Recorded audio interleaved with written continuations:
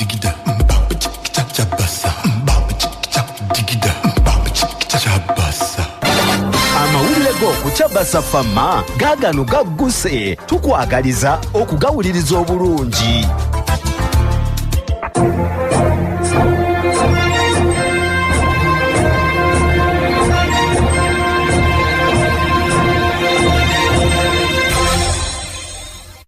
Essaawa ziri 3 ez'enkya ya leero mwasuze mutya nno bannaffe abatuwuliriza. Ano ge mawulire okuva wano ku CBS FM Bulange Mmengo ng'omusomi nze Wamala Balunabba.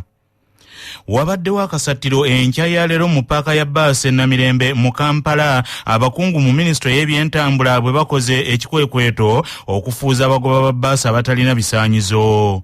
Omusasi waffe omulongo Kato Dennis Rwandaga yalina ebikirawo. Kino ekikwekweto kya mulundi gwakubiri ng'ekikwekweto ekyasooka kyakolebwa sabbiiti ewedde mu bbaasi paaka ya Mengo Kisenyi ng'abagoba ba bbaasi abawerako baakwatibwa ate abalala ne bateekako kakola tondeka nnyuma nga n'olunaku olwaleero we bukeeredde nga minisitule y'ebyentambula eri wamu ne KCCA ne poliisi y'ebidduka amakanda bagatadde ku bbaasi paaka y'e Namirembe era nga we batuuseewo abagoba bbaasi abawerako batadde ku kakola tondeka nnyuma so nga ate abalala bakwatiddwa nga gavumenti egamba bano egenda kubavunaana olw'obutaba na bisaanyizo bivuga bbaasi so nga ate basangiddwa munda nga beeteefuteefu okutambuza abasaabaze. Alani Ssempeebwa ategeezezza nti ebikwekweto bino bikyagenda mu maaso era nga byakubuna bbaasi paaka ez'enjawulo kyokka n'alabula n'abagoba b'emmotoka ebinene gamba nga bisino truck baagamba nti nabo baviirako obubenje okuva ku nguudo olw'ensonga nti zivugwa abavubuka n'abantu abakulu abatalina bisaanyizo bimala abaviirako obulamu bw'abantu okutomokera ku nguudo. Tulaba nga tufeefetta bbaasi paaka zino ez'enjawulo ziri mu kibuga Kampala n'okumanya oba zituukiridde ekisooka oba abagoba baazo abazivuga balina ebisaanyizo era bagwanire n'okuvugira ku nguudo zaffe n'okwekebejja embeera n'obuyonjo mu bbaasi paaka zino na biki bakoleramu oba bakoleramu ddala ebyo oba betwabawa layisensi okukoleramu. Ku lwa Chabasa Fama nze Dennis Katolo Rwandaga wano ku bbaasi paaka y'e Namirembe mu Kampala. Minisita owa gavumenti ez'ebitundu Balamu Balugahara Atenyi ayise bannyini ntebe abaazi disitulikiti bukubirire abannyonnyole ku bikwekweto byali mu kukola ku bakozi ba gavumenti ez'ebitundu baagamba nti bateeberezebwa okwenyigira mu bulabbayi n'obukenuzi mu bitundu bya Uganda eby'enjawulo ng'ebikwekweto bino bivuddeko n'abamu ku bakulembeze ba gavumenti ez'ebitundu okumutabukira nti abikola mu ngeri etagoberera mateeka. Minisita Balamu Balugahara Atenyi buvuddeko yatongoza ebikwekweto bye ebyokukwata n'okuswaza abakozi mu gavumenti ez'ebitundu ye baateebereza okwenyigira mu bumenyi bw'amateeka ng'abakozi abasukka 30 mu disitulikiti okuli Mbalala, Masaka, Mbale n'awalala be baakawummuzibwa ku mirimu gyabwe bukyanga atandika bikwekweto bino ng'ali wamu ne minisita omubeezi wa gavumenti ez'ebitundu Justin Nameere Nsubuga. Wabula minisita Balamu Balugahara Atenyi ate yatabuse ne minisita munne Justin Nameere Nsubuga olw'engeri gye yakuttemu ensonga ez'ettaka eryagulwa eyali minisita Vincent Ferrerio bamulanga Kisempijja mu bitundu eby'Erakaayi mu bitundu eby'Ebyankende, Torero n'Ekyambulugu Ekibaale mu Raakaayi. Minisita Balamu Balugahara Atenyi agambye nti ayise bannyini ntebe baazi disitulikiti olwaleero luno okubannyonnyola ekyamusazisizaawo okukola ebikwekweto bino ebyokulwanyisa obulabbayi n'obukenuzi abamu bye balumiriza nti tebigoberera amateeka tebirimu enkola y'akabampaane. Kwogera nabo kubamanyisa gavumenti kyeriko njagala gavumenti kubamanyisa puroguramu ya gavumenti biki bye twasuubiramu kati bakole ekituufu nabo kubanga bongeri gye bakwata mu nsede za gavumenti naye sinungi kati omuntu aba akwata ku bisede za gavumenti nabo mukwata buli. Ku ky'obutakkaanya obweyoleka minisita Balamu Balugahara Atenyi bwe yafunye ne minisita munne Justin Nameere Nsubuga nga bali e Masaka, minisita Balamu agambye nti ekyo ye akiraba ng'ekitalina makulu era ye agamba nti tekigenda kumujja ku mulamwa. Sitira kwogera ku bitankwatako nsuubira tekinkwatako ekyo sitya kiddamu tekirina makulu. Bino bijidde mu kiseera nga banyini ntebe abamu abazi disitulikiti beemulugunya ku ngeri minisita ono Balamu Balugahara Atenyi ne munne Justin Namere Nsubuga gye bakuttemu ensonga za gavumenti ez'ebitundu ng'ate bakyali bapya ddala mu yaafeesi. Nnyini ntebe wa disitulikiti y'e Kayunga munna NRM Andrew Muwonge agambye ensisinkano ya leero egenda kubayamba okunnyonnyola baminisita engeri y'okutambuzaamu minisitule eno kubanga bo bagiruddemu ate nga bo bano bapya ng'agamba nti ebikwekweto ebikolebwa biyinza n'okuviirako gavumenti okuwawaabirwa abo babeera baswaziddwa ng'ate tebalina misango olw'okubikola mu ngeri erabika nga tegoberera mateeka. So tusuubirayo ebintu bingi kubanga nga loko gavumenti tulina ebituluma bingi naddala ffe ba chairperson C5 ne ba RDCs ekituufu n'ensako yaffe yasigala kakadde kamu n'ekitundu ate nga betukulembera abasinga babongeza. So manyi ensonga egenda kuba nkulu nnyo. Ensonga endala ndoza tujja kwogera ku bukenuzi n'obuli bw'enguzi minisita gy'abadde atambula yonna byalabye era bitusuubira nti n'ewaffe gyebiri. So ensonga naye egenda kuba nkulu nnyo olunaku lwa leero. Then ensonga endala naffe okuwabulamuuko ku minisita kubanga ekituufu tulabika tuli ba senior nnyo mu local government okusinga ku minisita olw'ebbanga lye tumaze nga tugisaavinga. So ate ye mmeeya ow'ekibuga Masaka Florence Namayanja Mukasa asanyukidde ensisinkano eno ey'olwaleero n'agamba nti egenda kubayamba okutunuulira okwemulugunya kwabwe ku nneeyisa y'abakulembeze baabwe bano abapya. Abakulu abatutwala tebatutegeeza ku biki bye bakola, tebatuwa ripooti, basanga busanzi bantu ne bagamba oyo mukwate tewali investigation. Katwagala kumanya kigendererwa ki, twagala kumanya strategy ki bo gye bataddewo n'ebirala bingi bye tuzze tukomplainingako nga abakulembeze ba local government. Tugenda byadressing era meeting ngenda giramu. Manya obubona obuddo obw'eddembe lyo tonyigirizibwa. Ddembe lyo ery'obwebange. Ddembe lyakukyusibwako ekifuba kikulemeddeko kikusiiwa kiraakira tekikutuka obussa bubi naawe alina ssenyiga nga takuggwako kozesa Lugave Cough and Flu Syrup. Ate gwalumizibwa alusazi nga zikuyisa bubi ofuna ekikeeto oba gaasi mu lubuto gwekozesa Lugave Alusa Syrup musange mu pharmacy ne drug shops zonna lyakakasibwa National Drug Authority. nga bali wamu ne funguwa mu Choose Mix alimu ebirungo byonna ebiwomesa enva ne zizitowa bulungi ne bwe ziba za boiro oba nsiike omufumbi teweerabira funguwa mu Choose Mix. Ddembe lya musika okukozesa ekiraamo mu kkooti n'afuna obuyinza obuddukanya emmaali y'omufu nga munnamateeka Azizi Lutaaya bw'annyonnyola. Singa oli akola ekiraamo n'akulonda ng'omusika kibakakatako mu bye balonze ng'abasika oba abakuza okukwata ekiraamo ekyo n'ogattako n'endagamufu oba kye twayise death certificate n'ogattako ebbaluwa okuva wa chairman LC1 n'obitwala direct mu kkooti n'ofuna empapula z'ojjuzaayo era kkooti w'emala okutunula mu mpapula zo kigikakatako okukuwa ekiwandiiko ekiyitibwa letters of probate ekikukkiriza okuddukanya emmaali y'abafu. Era singa ofuna ekiwandiiko ekyo ekiyitibwa letters of probate ng'okozesezza ekiraamo ky'omufu tekikwetaagisa kugenda wa administrator general kufuna buyinza bulala bukukkiriza kuddukanya mmaali y'abafu. Abantu babiri bafiiridde mu kabenje akagudde e Buwana mu disitulikiti y'e Namayingo e Busoga obudde nga busaasaana era bawerako bapookya na bisago. Omusasi waffe Fred Kirabira yalina ebikirawo. Miranga nakwaziirana bye bwetikidde ekyalo Buwana mu ggombolola y'e Bukaana disitulikiti ya Namayingo abantu 10 ababadde batambulira ku loole eno bweremeredde omugoba waayo n'eva ku luguudo n'egwa mu lunnya okakkalanga babiri bafiiriddewo. 8 abakoseddwa ebyensusso baddusiddwa mu ddwaliro y'e Namayingo nga bamenyesemesa emikono awamu n'amagulu. Loole tipa namba UA 672 EV ebadde ebatwala ng'ebajja mu kirombe ekya zaabu e Bukaana ng'ebatwala mu tawuni kansi ya Namayingo basobole okunoonya ekyokulya. Abeerabiddeko naggayo bategeeza Kyabassa nti ne dereva wa loole eno amanyiddwa nga Kanaana John y'omu ku abo kati abagenzi. Mbona ne Bukaana nga neve wabie kitio nukongo no Buganda accident ine happeninga nge habe bieta mukaga nedadikanga kumina kibiri yao nemoto hayipitalikuwa moto hayibereho bandu ihumi bandu babiri bafuiraho akingaho babere basisireho nobulamo bandu munani babaire na mayingo mu bwaliro sayi Poliisi na mayingo ezenejjawo emirambo negitwala mu ggwanika lidwaliro na mayingo nga bwegenda mu maaso n'okunoonyereza era ezuula ekituufu ekiviiddeko akabenje kano omufiiridde abantu. Ku lwaki Abbas Radio Buganda ey'obujjajja Radio ensajja Fred Kirabira ebusoga. Omwami wa Ssaabasajja Kabaka ow'eggombolola ya Ssaabagabo Ntuusi e Mawogola ali mu kusoberwa olw'abampembe okumunyagako pikipiki ya Kabaka. Omusasu waffe omugave Elisa Nicholas Sekitende abirina ebikirawo.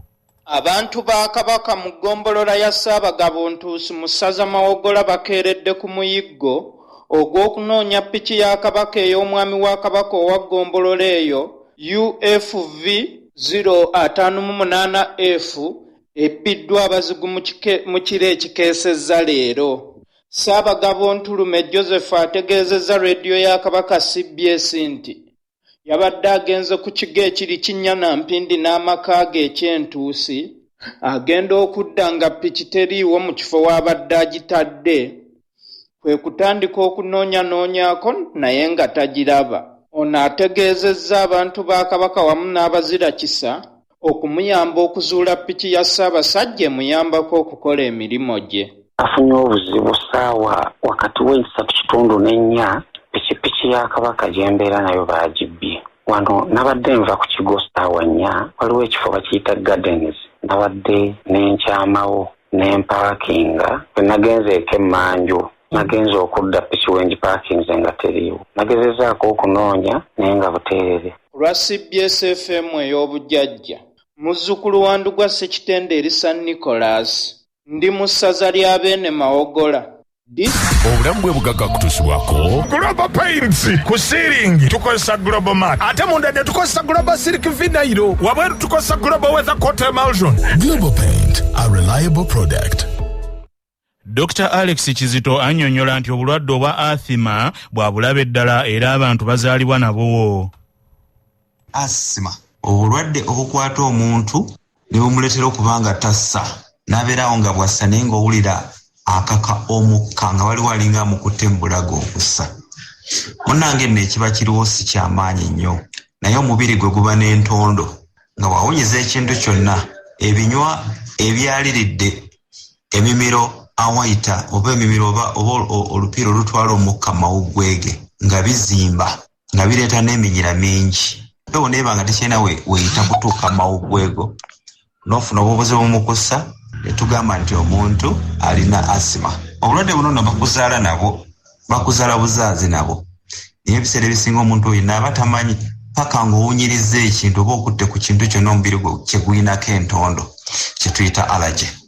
Awo n'ogenda mu maaso n'ofuna obulwadde bwa asima. Omulwadde wa asima walitambudde n'eddagala lisooka ddala inhaler akantu ke bawunyisa mu kamwa koonyiga ne kasindika eddagala mu kamwa ne ligenda amawuggwego ne geggula n'okuyambako okussa. Baba otatambula nako ng'oli wekka osobola okufa. Tutuuse mu munnansi weeyogerere mwe tufunira abantu ab'enjawulo nga boogera ku nsonga ez'enjawulo. Gavumenti ya Uganda yawanduukuludde kampuni eziwerera ddala emitwalo 9 nga zineeziranga obutatuukiriza bisaanyizo okukolera emirimu gyazo kuno okwaffe ne kigiviirako okufiirizibwa ate nga bulijjo n'agatawulira mukama waago ge gabikka entembo. Olwaleero mu katundu kaffe kano akamunnansi weeyogerere omusasi waffe omulongo Kato Dennis Luwandagga akuŋŋaanyiza endowooza z'Abannayuganda ku kugalibwa kwa kampuni zino era abayise ku Facebook muteesezza bwe muti. Morgan Joseph ogambye nti gavumenti esooka esomesa abantu ku kigendererwa eky'okuwandiisa kampuni bakitegeere bulungi era bamanye ne we bafunira. Musaasizi Po ogambye nti tekyandibadde kibi okuziggalawo naye batunuulire bannayuganda ababadde bazifunamu emirimu bo bakoleddwa batya kati. Mugabi Joseph ekyamusansala ogambye nti katusuubire nti be batawanduukuludde bawa emisolo emituufu awangaale beene. Baana bakintuddewo ogambye nti baziggale kasiteera zonna zaabwe. Kaddu Kenny ogambye nti lwaki bawanduukulula z'abannayuganda bannaabwe ate ng'ezabagwira tewali azigambako.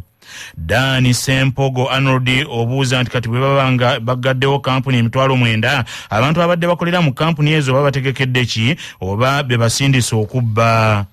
Senkai Rashadi Masako ogambye nti baziggale tetugaanyi naye gavumenti erowooze ku bavubuka ababadde bakola mu kampuni ezo ne kye bagenda okuzzaako. Mutebi Mike Manzo ogambye nti enteekateeka eyo nnungi nnyo naye kampuni bandizirese gavumenti neziteekako amateeka kwe zikolera kubanga kibadde kiwadde abantu bangi emirimu naddala abavubuka ba wano. Mwanje Grace ogambye nti ekyo kituufu nnyo kubanga tezikyakola osanga bannannyini bizinensi baggwamu nazo ne zigwa. Kansala Bale Eri Emadugomba ogambye nti bandiziwaddeyo omukisa gumu waakiri ne zimalako omwaka guno bwe zandiremereddwa okwetereza ne balyoka baziwanduukulula Ssaabasajja Kabaka awangaale. Edmund Kanakuli ogambye nti okuggala tekyandibadde kibi naye zandifunye okulabulwa ne zisooka zeetereeza oluvannyuma ne ziggalwa nga bannyinizo bategedde. Abateesa abalala okuli Kyambadde John, Ssaalongo Godfrey Kagame, Nakaweesa Harriet, Rose Mwesige, Aisha Nassanga, John Mulindwa, Kasongovu Christopher, Dr. Nvanungi Josephine n'abalala nammwe endowooza zammwe tuzirabye mwebale nnyo. Abateesa bayise ku kibanja kyaffe ekya WhatsApp ku 0702755258 muteeseza bwe muti maloboozi gammwe. Mugabi Joseph Munnakyamusansala mu Kalungu ekyo kirungi kye bakoze ziwandukulwa kuba gw'omusolo guba gwetaagibwa mu ggwanga naye katusuubire nti ezasigadde ku lukangaga olwo olw'ebisaanyizo teziri mu mwana wa gundi tizo ziwa omusolo mutuufu awangaale Ssaabasajja Kabaka Kyamusansala kwe tuli tutumbudde. Erinnya Senija Stephen Ng'anwa n'entale Kalungu. Sendaba temuli makulu kampuni ezo zatandika abaziwandiika bali luddawa bazudde zaani ezo batuwulire nnyinizo. Sendaba ebyo temuli makulu kutujja ku mulamwa tuleme kugoberera birala awangaale nnyinisi. Ayi Katonda kuuma Ssaabasajja Kabaka wange. Entale Kalungu tutumbudde CBS. Nze musajja wa Kabaka Mutyaba Yusufu ow'Ekaggaba ekyokuwanduukulula amakampuni nkivumirira ne sekuvumirira yenna olw'ensonga oyinza okwesanga nga kampuni eyo egasa abantu naye nga obukwakkulizo bwe baateekawo tuukiriza emisoso gye gikyagiremeredde. Joa Francis Dano Waneggolo nebaza gavumenti ekyo kyakoze okuyimiriza kampuni ezimu ezikola ebintu zisangibwa ng'ennaku zino bakola ebintu eby'ekibogwe nga ebintu ebyo tebiri ku mutindo kampuni olw'okuba zaagala ssente ez'amangu ne zikola ne zitta omutindo gw'ebintu kyetaaga kampuni eziddayo ne ziweereza ebintu ebyo ebisaanidde CBS mwe bali kuweereza. Nze Kasimula Kibinge asinzidde Kawempe nze ndowooza ne gavumenti kyekola kyongera kunyiga ffe nga bannansi kubanga kampuni ezo zezimu ku biyimirizaawo bannansi nga zibawo emirimu ne basobola okufuna ekigulira amagala eddiba. Kawempe tutumbudde. Zowulidde sindowooza z'abakulu abaddukanya leediyo eno era sindowooza z'abakozi abaweerereza ku leediyo eno wabula ndowooza z'abannayuganda ku mutendera ogwa kinnoomu. Amawulire g'ebyemizannyo mu mawulire gaffe agacya Basafama gaagano. Omuwutanyi wa ttiimu ya Uganda ey'omupiira ogw'ebigere eya Uganda Cranes, Alan Airoth yeegasse ku kilabu ya Dunfermline Athletic eya Scotland ng'eno agenzeyo okubwazika okuva mu kilabu ya New England Revolution eya America mu ngeri y'oluyitayita lukiro oluliira ku nkoligo. Alan Airoth agenda kuba kubwazike mu Scotland okutuuka nga 31 omwezi ogwokutaano omwaka ogujja wabula mu ndagaano eno bateddemu n'akawaayiro okumugulira ddala singa binaaba bitambudde bulungi. Mu sizoni eno Airoth azannyidde klabu ya New England Revolution 2 emipiira 15 ng'atebeddemu ggoolo emu yokka ate nga ttiimu enkulu ya New England Revolution agizannyidde emipiira 3 gyokka. Ono era yakazannyira ttiimu ya Uganda Cranes emipiira 3 gyokka wabula yawangula n'omudaali ogwa ffeeza ne ttiimu ya Uganda eya Uganda Cubs mu mizannyo gya African Games mu 2023. Alan Airoth ettutumu yalifunira mu mpaka z'amasaza ga Buganda yazannyirako ttiimu y'essaza Mawokota n'azannyirako ttiimu y'essaza Gomba era yayambako Gomba okutuuka ku fayinalo ey'empaka z'amasaza 2023 kyokka Bulemeezi n'ebatwalako ekikopo. Mu mu katundu kuno kwe kwaffe n'ennono ezaffe ezawano. Edda mu ntabaalo e Bukeerere tewaanyagwanga kantu olw'okubanga byali byalo bya Nnende, so nga n'omunyago gw'ab'e Bukeerere mu ntalo omugabe teyagulobolangako, bw'atyo Nnende n'alyoka afunira ab'e Bukeerere emirembe egitayogerekeka. Awo nno wewava enjogera y'Abaganda nti weebase Bukeerere tazindwa, oba weebasenga ali e Bukeerere gwate yabanga yeeraliikirira kiyinga byalo bya Nnende, nga Nnende ekyamufuula omuganzi ennyo ku Kabaka bye bigambo ebikulu byalagulanga Kabaka ne bituukirira. Nga tugenda mu geebweru sooka ojjukire bino. Olwaleero ennaku z'omwezi ziri 5 omwezi ogw'omunaana ogwamuwakanya omwaka ogw'2026. Bwe lwali bwe luti mu 2010 gy'emyaka 16 kaakano egyakayita, eyaliko omukulembeze wa Uganda President Godfrey Lukongwa Binaisa Queen's Council yava mu bulamu bw'ensi eno ng'atemera mu myaka egy'obukulu wagindaba 9. Godfrey Lukongwa Binaisa QC yafiira mu tulo mu maka gaabwe mu Kizungu e Makindye, ng'omuwala yagenda okumuzuukusa ku makya okunaabako nga bwe yali atera okukola, ye yamusanga nga omukka gwawedde mudda nga yafiiridde mu tulo ekiro nga yeebase. Okufa kwa Godfrey Lukongwa Binaisa QC Ntebe ewooma kwamalawo omugigi ogwabaliko bapulezidenti ba Uganda abaali bakyali abalamu, kubanga ye yaliko pulezidenti yali akyasigaddewo nga kaakano tetulinawo yenna yaliko pulezidenti ng'akyali mulamu okumala kati emyaka wagindaba 16 egyekutte. Amawulire okuva ebweru w'eggwanga gakutuusibwako Mchad Industries abakukolera Mchad Kisubiti, amajani kawoomera, Mchad Muchuzi Mix, akanzaali akazito y'enva ne Mchad Mineral Water, amazzi amawoomu agawonya ennyonta.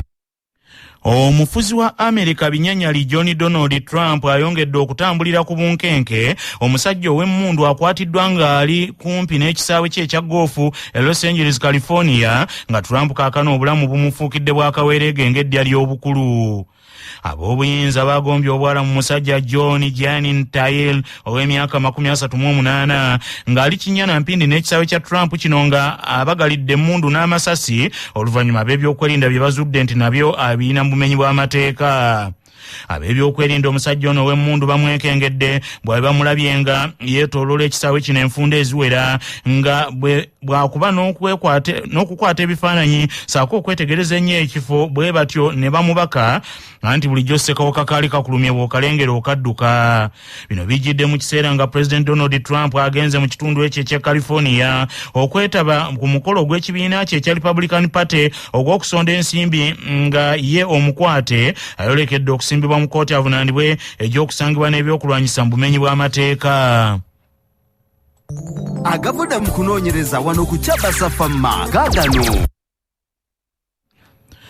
Mu mawulire ag'ebyobulamu bannassaayansi bakizudde nti bulijjo omuntu okwettanira okwota ku kasana kiyamba nnyo nnyini kitalo okutereeza n'okuzza mu nteeko obulamu bwe obw'amawuggwe, naddala mu bantu abatawaanyizibwa obulwadde obwa athima oluusi obubaleetera okuziira.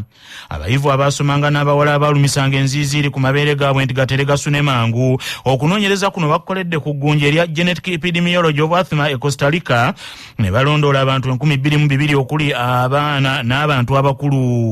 Ababangufu bagamba nti ebirungo bya vitamini D ebifumbekedde mu kasana naddala ak'ensononsi n'akasendabazaana bya makulu ddala eri amawuggwe mu kugagumya athima bw'alumba n'atakosa nnyo omuntu amulina, nga bwe kityo kirungi omuntu alye ennyo n'emmere erimu vitamini D, gamba ng'ebyennyanja, amata n'amajanyu ez'amawuggwe. Abadde wakati mu kintu mu kunoonyereza kw'omulundi guno omumanyi Profesa Sharma Rinku era awadde gabusa abantu abatawanyizibwa athima nti mu kwongera okunyweza obulamu obw'amawuggwe bettanire n'emmere erimu ebirungo ebya vitamini A kubanga nabyo birera bulungi amawuggwe. Bannaffe, amawulire ag'essaawa eno kangamalirize mu bufunze. Wabaddewo akasattira enkya ya leero mu ppaaka ya bbaasi Namirembe mu kibuga kya Uganda ekikulu Kampala. Abakungu mu minisitule y'ebyentambula be bakoze ekikwekweto okufuuza abagoba ba bbaasi abatalina bisaanyizo, mwe bakwatidde abagoba ba bbaasi abatalina yadde ebiwandiiko ebibakkiriza okuzivuga, naye ng'ate babadde beetegese okukola omulimu guno enkya ya leero nga bavuga abantu mu bbaasi, nga abakulu mu gavumenti bagamba nti y'emu ku nteekateeka ze bataddewo okulaba nga balwanyisa obubenje obususse ku nguudo za Uganda.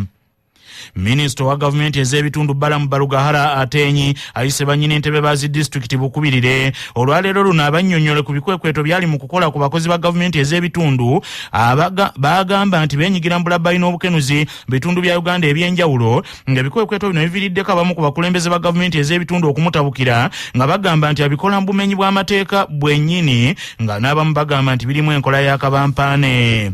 Omwami wa Ssaabasajja Kabaka atwala Ggomboola Ssaabagabo Ntuusi ali mu kusoberwa kwennyini abampembe bamunyazeeko pikipiki ya Ssaabasajja Kabaka nga n'omufuzi wa Amerika Binyanyali John Donald Trump ayongedde okutambulira ku bunkenke omusajja ow'emmundu akwatiddwa nga ali ku kisaawe ekya Trump ekya golfu nga alina emmundu n'amasasi naye ng'abiina mu bumenyi bw'amateeka. Ono ab'ebyokwerinda bamwekengedde nga balaba yeetooloola nnyo ekisaawe kino nga bwakuba n'okukwata ebifaananyi nga alinga alina byaketta n'okubega nabo tebakoze ensobi ne bamubaka nga Trump abadde agenze mu kitundu kino ku nteekateeka ey'okwetaba mu lukiiko lw'ekibiina kye ekya Republican. Bannaffe amawulire ag'essaawa eno bwe gatyo bwe gagenze tova ku laadiyo ey'obujjajja.